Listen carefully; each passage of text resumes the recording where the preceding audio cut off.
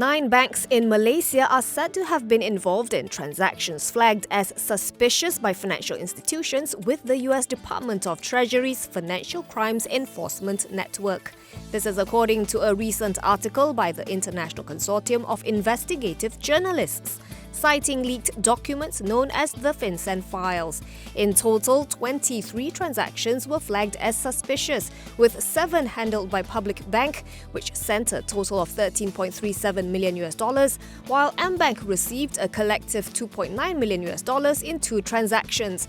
The other banks on the list are Alliance Bank Malaysia, CIMB Bank, HSBC Bank, OCBC Bank, Standard Chartered Bank, United Overseas Bank and United Overseas Bank Malaysia.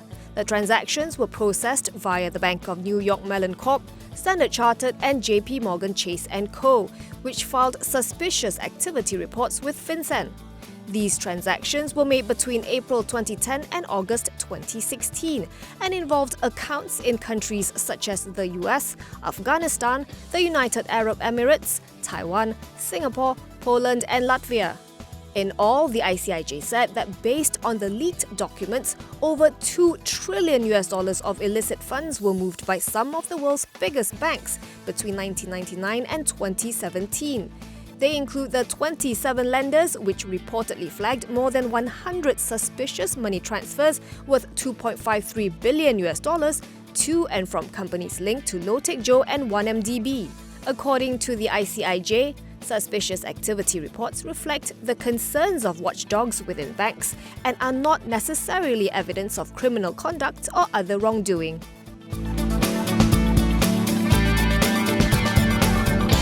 Sapura Energy's President and Group CEO Tan Sri Shahril Shamsuddin is planning to retire come March 22, 2021, once he turns 60. He has helmed the oil and gas player for 25 years and is one of the highest paid executives among Bursa-listed companies. As part of the succession plan, Sapura's board has appointed Datuk Muhammad Anwar Taib as its COO and CEO designate, effective October 1, 2020. In a statement, Shahril said he would be passing the baton after ensuring that the group remains agile and resilient during the current tough operating conditions. Sapura recently posted its second straight quarter of profitability after years of languishing in the red.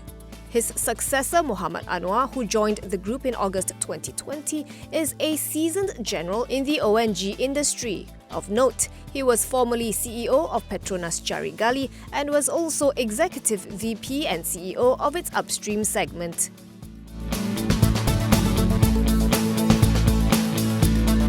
Supermax Corp's subsidiary Maxter Glove Manufacturing is buying 2 plots of land in Selangor from SP Setia's unit, Bandar Setia Alam, for RM73.49 million. The plan is to build an operations headquarters for Maxter on the 2 freehold tracks, with total land area of about 1.99 hectares, approximately 4.96 acres, which are located in Bukit Raja within Selangor's Petaling district. According to Supermax, Maxter is paying RM35.01 million for the first tract, which has a land area of about 0.95 hectares or 2.36 acres, and RM38.48 million for the second, which measures 1.04 hectares or 2.6 acres. The proposed acquisition will be funded through internally generated funds and bank borrowings, though the exact mix will be decided at a later date. Barring any unforeseen circumstances, Supermax says the proposed acquisition is expected to be completed within 3 months of the unconditional date.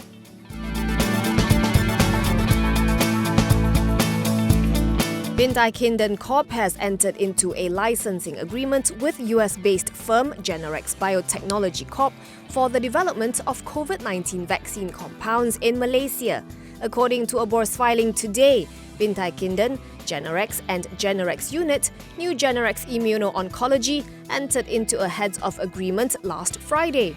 Under the agreement, Bintai Kindan will hold the exclusive license in Malaysia for the commercialization and development of compounds and research information for a COVID-19 vaccine.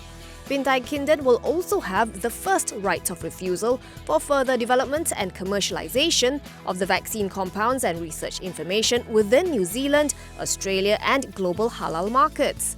The two parties aim to finalize the terms and conditions of the licensing agreement within 2 weeks. Today's bourse filing is an update on the MOU signed by the three parties in August. Under the MOU, Bintai Kindan will fund and manage a synthetic peptide vaccine for COVID-19 based on Generex's proprietary patented leaky immune system activation technology, which holds promise for stopping viral outbreaks.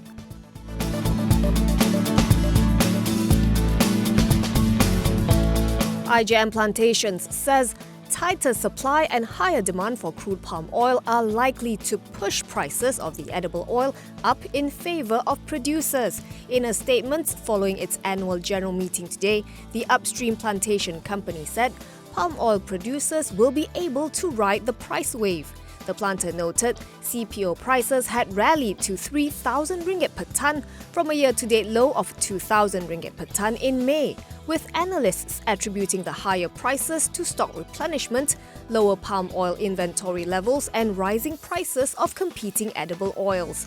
Still, IJM Plantations is adopting a cautiously optimistic outlook for FY21 in view of a potential pullback in prices amid pressure from rising stock levels towards year-end, in line with palm oil production potentially outweighing total exports and consumption. That being said, global demand for CPO is poised to recover due to easing lockdowns and major consumers such as China and India making market-boosting purchases to replenish dwindling stocks. The usage of more palm oil in biofuels, particularly in Indonesia, will also serve to lower stocks and increase prices.